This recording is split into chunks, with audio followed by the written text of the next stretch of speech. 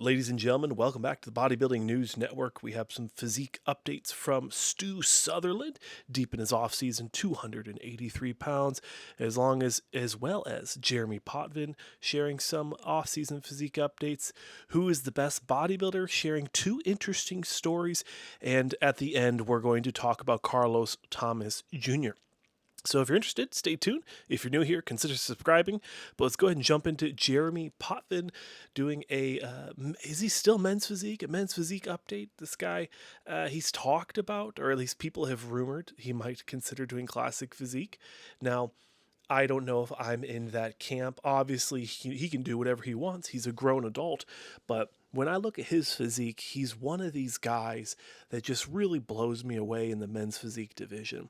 He has crazy proportions, very complete, mature muscle. And I honestly think he separates himself from that pack with that deep, full density that he brings to the stage. From what I remember, he's a top 10 Olympian. He essentially goes into any show and he's in that conversation for 1, 2, 3 placings. So I'm hoping to see more of him in 2024. If he does consider doing classic, best of luck to him. But he's also an Army veteran. So, hey, man, from one Army vet to another, I appreciate what you're doing for our sport of bodybuilding that we love. Moving into who is the best bodybuilder, sharing two cool stories here. Essentially, this looks like from the font in the background, I believe this is a Chinese contest. Those characters look Chinese to me. And the story here, ladies and gentlemen, is never skip leg day. You know, in the dating scene, maybe girls don't look at legs as much as they do as biceps or a big chest, right? But good Lord, if you get on stage with ham hocks like these, I really think you're going to be separating yourself from the pack. Now, clearly there's some muscle imbalances going on here, but I mean, this is just phenomenal to see. And there's something about these Chinese bodybuilders. I don't know if it's genetic or what it is, but a lot of these guys, a majority of them have just insane looking legs. So I love seeing it. Congratulations to him. Hopefully we get to see more of him in the future.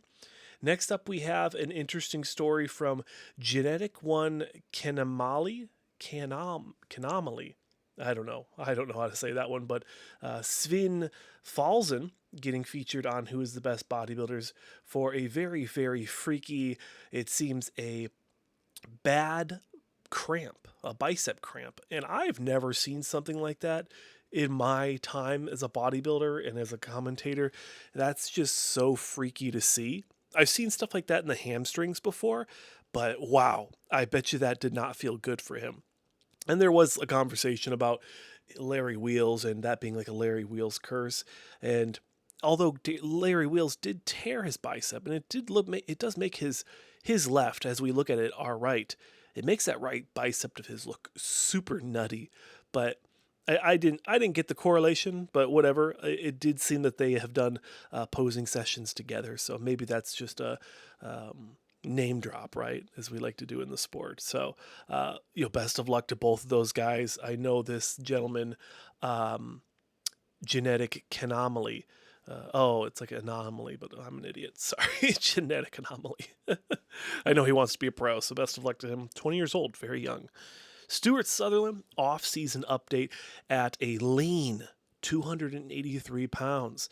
Now, I'm going to say this, ladies and gentlemen, when we look at Stu, him, Nick Walker, Vlad Suharuchko, Good Vito, all these guys are maintaining really good conditioning, really nice tight midsections in the offseason. This is what the sport needs to really pull us out of this bad conditioning era that we're in currently. You look at the top 5 from this last Olympia, minus Hottie, we didn't have very good conditioning. Those guys did not look good. So I'm really hoping that this new crop of pros brings crazy, crazy conditioning. And this gets to the interesting part of the story. This gets to my favorite part of this video.